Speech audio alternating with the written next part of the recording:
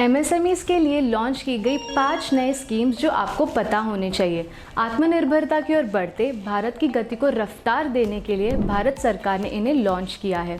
भारत के जीडीपी में 30% से भी ज़्यादा योगदान करने वाले एमएसएमई सेक्टर को हमारे इकोनॉमी का बैकबोन माना जाता है। इस सेक्टर के महत्व को समझते हुए और इसे और भी कारगर और सशक्त बनाने के लिए भारत सरकार ने ये 5 नए स्कीम्स लॉन्च किए हैं।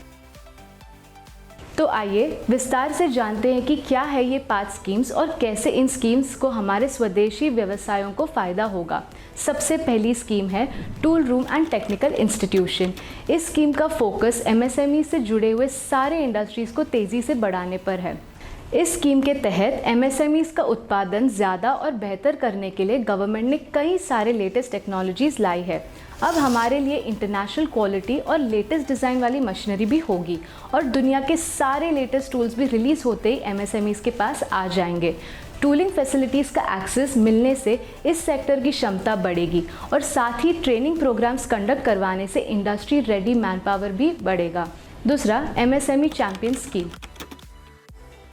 एमएसएमई चैंपियन स्कीम का उद्देश्य है क्लस्टर्स और एंटरप्राइज का बढ़ावा, प्रोसेसेस को आधुनिक समय के हिसाब से बदलना, वेस्टेज कम करना, बिजनेस की आपस में कंपटीशन बढ़ाना, एमएसएमईज को देश और दुनिया में तेज़ी से आगे लेकर जाना। आइए देखते हैं एमएसएमई चैंपियन स्कीम के 3 नए उपाय। एमएसएमई सस्टेनेबल ZED, ये सर्टिफिकेशन एमएसएमई के बीच ज़ीरो डिफेक्ट ज़ीरो इफेक्ट के बारे में जागरूकता बढ़ाने का और इसका पालन करने के लिए उन्हें प्रोत्साहन देने का एक महत्वपूर्ण कदम है। इस सर्टिफिकेशन से एमएसएमईज को होने वाले फ़ायदे: वेस्टेज कम होगा, प्रोडक्टिविटी यानी उत्पादन बढ़ेगा, पर्यावरण की ओर चेतना बढ़ेगी, एनर्जी का बचाव होगा, नेचुरल रिसोर्सेज का उत्तम उपयोग होगा, मार्केट और भी बड़ा होगा, एमएसएमईज कंपेटिटिव लीन।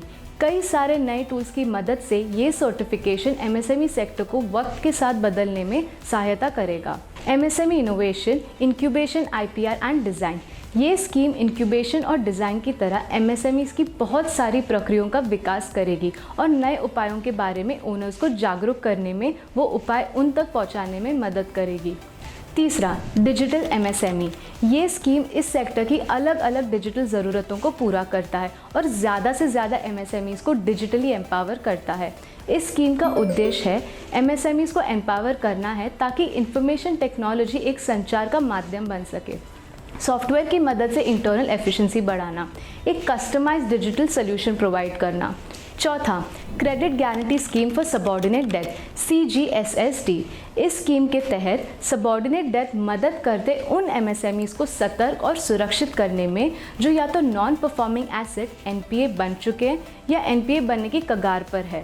प्रमोटर्स ये अमाउंट एमएसएमईज में इक्विटी डालते हैं ताकि कंपनी में लिक्विड कैश बना रहे और डेट इक्विटी रेशियो मेंटेन रहे।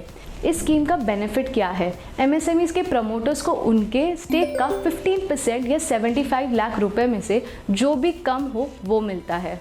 पांचवा, self reliant India SRI fund. इस स्कीम का दूसरा नाम है आत्मनिर्भर भारत फंड। इस स्कीम के द्वारा एमएसएमई मिनिस्ट्री ग्रोथ कैपिटल को बनाए रखने में मदद करता है। ये स्कीम अब तक लॉन्च नहीं हुई है, पर इसका उद्देश्य है एमएसएमईज को स्टॉक मार्केट में लिस्टिंग करने का। ये 5 बेनिफिशियल स्कीम की मदद से सरकार एमएसएमईज को बढ़ावा देकर इंडिया को आत्मनिर्भर बनाने की कोशिश कर रही है।